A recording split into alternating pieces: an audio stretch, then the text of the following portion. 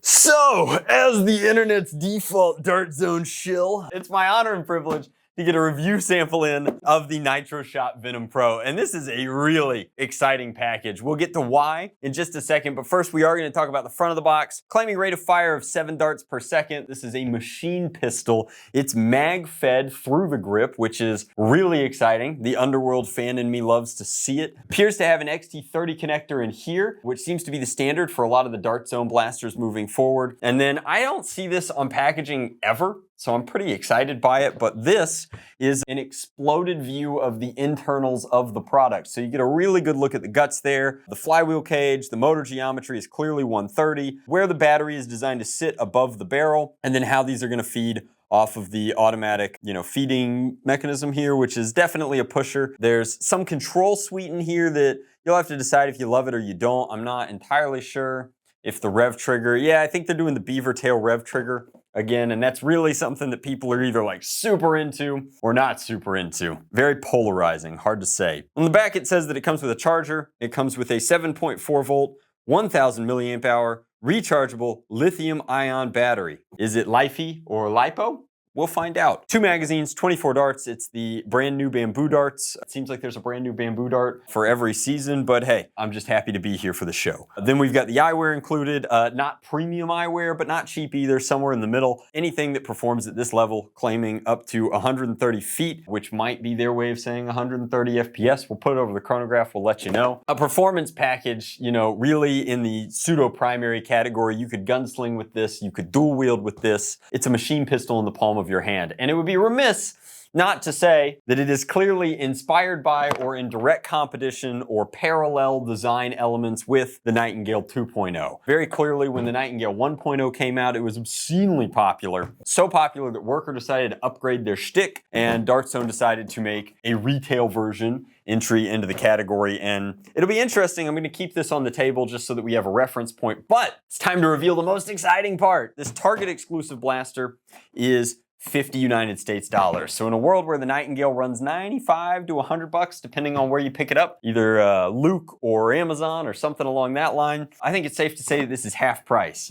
Whether or not you're borrowing mommy's red card to get 5% off at the old Target, pre-discount 50 United States dollars, and that means it'll be eligible for something along the next 2 seasons of sales and retail rollouts as shelf space gets tighter and tighter over in our category. But 50 United States dollars, that is a Nexus Pro worth of machine pistol. It comes with the battery. It's a good day. It's a good day to be a competitive foam flinger, lads. That's all we have to say. So let's pull it out of the box. We've pre-charged this model and see what we're looking at. So here's our battery. Lets us know that it is a Lion.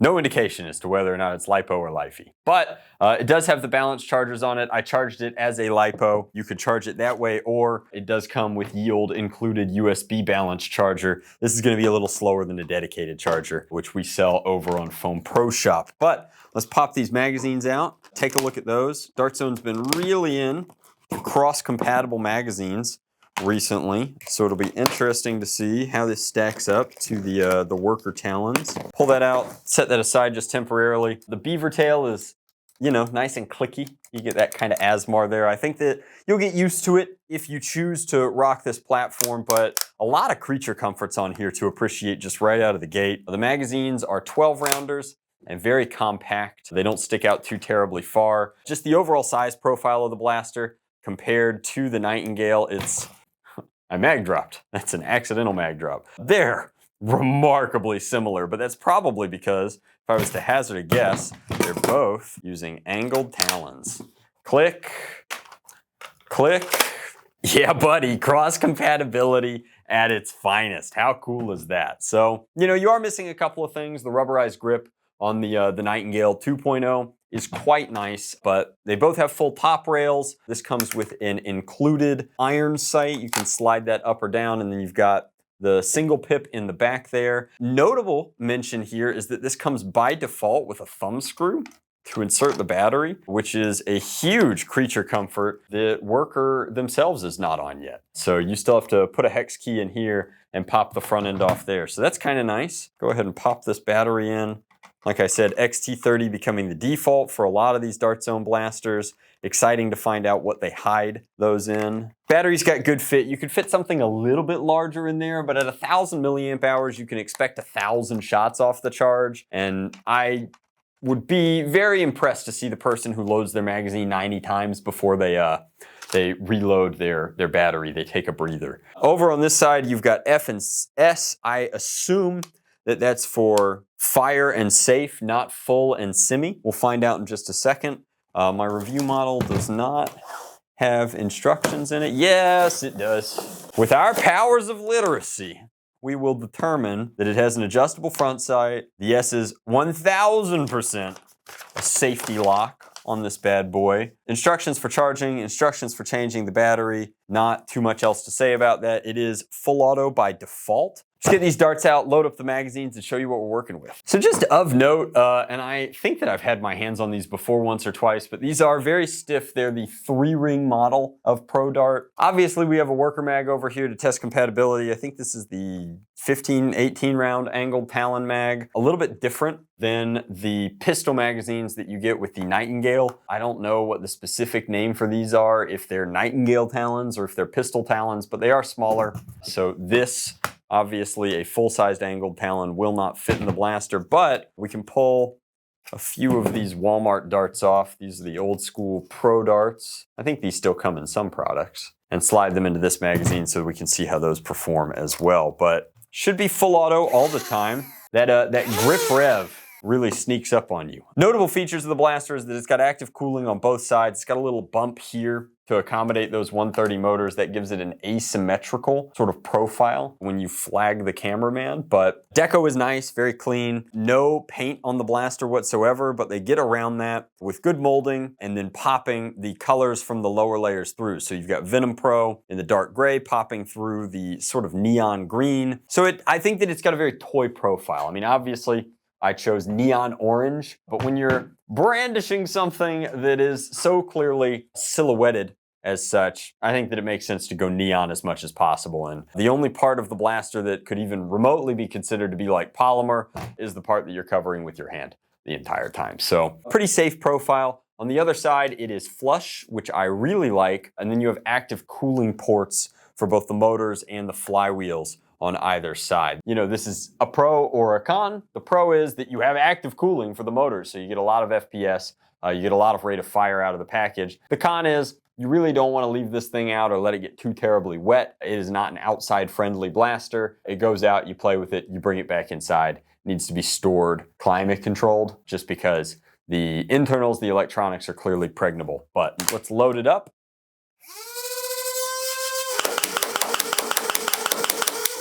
And, you know, I'm not ashamed to say that the rate of fire is not, you guys can hear it there. 7 darts a second is slower than we're used to on the channel just because we've done so many modified machine pistols and machine like SMGs in the past. But I think that actually gives you good fire control. We're gonna try and do 3 shots, then pause, then 1 shot, then 3 shots. And this is us going in completely blind. So let's see if we can manage that. So a very controllable rate of fire. You love to see it. Dropping that mag out, popping in the worker mag. Pretty cool. It does have a very sharp, like, tick, tick, tick, tick, tick in the pusher there. I'm gonna look down it, and it's pretty simple. It's a gearbox actuating a pusher in and out like that. It seems to always retract, which is really good for loading magazines. No jam door on the blaster, so I think that you're gonna have to access any jams or malfunctions either via ramrod or by dropping the magazine and fiddling with them that way. But overall aesthetic of the blaster is a little chunky, a little sci-fi, a little toy. Features, creature comforts are good. Grip feels good. I wear size large gloves and I have plenty of purchase on it. I will say the number one, you love it or you hate it, is gonna be getting used to the rev trigger being a squeeze. As I continue to play with it, I can get pretty good at wielding it without squeezing, but then eventually to line up your shot, you're gonna have to squeeze and fire. Rev up time is good, pretty snappy, pretty quick. You'll wanna put new optics on it pretty soon because these are extremely low profile, and I think that you're gonna be aiming from the hip most of the time anyway. Safety is easily accessible as long as you're right-handed. Should be able to Maybe it's not. Maybe it's pretty stiff. Very easy to get from safe to fire as long as you're right-handed. A little tricky to pull it back into position. Mag release is in a good spot. Again, a very right-hand dominant mag release. You're able to access it either with your middle finger, or you could drop your thumb down and push it that way. Mag dropping, John Wicking, obviously very, I have it in safe. Now it's in fire. No flared magwell, but pretty spicy. Let's go put it over the chronograph and take it down to the range. It's a $50 machine pistol, come on. All right guys, so we've changed up how we're doing the chronograph data just a little bit. So I'm happy to report that this bad boy is coming in at about 125 FPS. It does break 130 on a couple of its shots. Part of that might be variance in the pro darts. Heavier darts would obviously move a little bit slower. So I think that it's safe to say that this could be an HVZ blaster with the safe kind of dart compatibility or what have you. But none of that matters if you can't hit the zombies coming at you. We've got a target, deadhead down there at about 35 feet. Let's put some downrange. We've got multiple new setups. So in addition to this kind of crony overlay speech, we also have a target down there so that theoretically you should be able to see where we're impacting. And we'll keep iterating on that and working on it as we settle into the new space. Let me know what you guys think in the comment section down below. We're always taking efforts to bring you guys the best reviews we possibly can. But like I said, Venom Pro fits nicely in the hand. Let's square up properly and throw some downrange.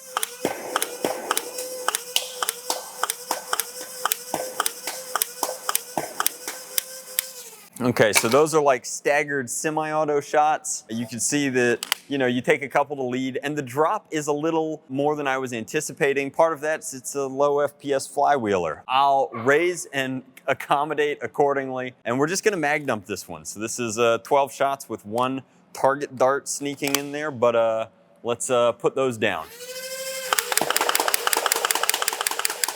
8 out of 10 ain't bad. 12, I don't know. Only 2 missed and they were pretty close. So a few more staggered shots. This is not the right kind of magazine. Let's put just a couple of these Dart Zone darts over the target. But I mean, this thing is sweet. It's crazy at $50. It's impossible to imagine how much blaster you're getting once it goes on sale. I think that it's a pretty safe pickup as of now. I don't anticipate these sitting on shelves for very, very long. I mean, it's a lot of blaster for the money, and it's a pretty unique play pattern, especially when you consider that it's a retail product. I mean, this is a hobby grade product that you can buy at Target. I don't know what else to say about it.